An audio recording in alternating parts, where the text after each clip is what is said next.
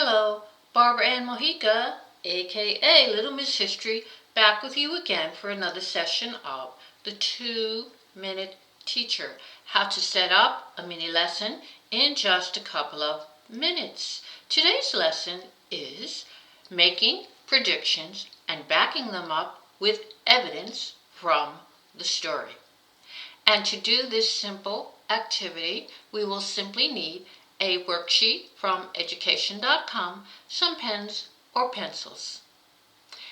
Now, the first step is going to be to read each of the very short 4 paragraphs. So here are 4 paragraphs, and each of these has a very short story in which the student is going to read that story, predict what is going to happen, and find evidence within the story to support that prediction. So let's look at one of them as an example. One of the stories talks about Robert, who is a great teacher, and he wants his students to succeed. There are 3 students who do poorly on a test. He checks his schedule and asks the students if they have any time after school to meet. So the first question is, what is my prediction? Well, my prediction is that Robert is going to meet with the 3 students who did poorly on the test.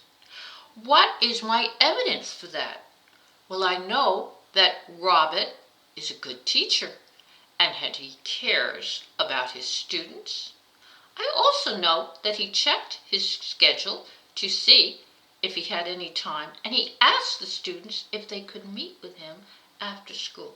So all of those bits of information tell us and support that prediction. So you're going to have the student carefully read the paragraphs, write the prediction, and then jot down all the evidence that supports his conclusion. This will help the student to read and discriminate, going through the information and using context clues to support his answer. Hope you have fun with this little activity. Please hit subscribe to get new teaching lessons every Friday. Until next time, bye.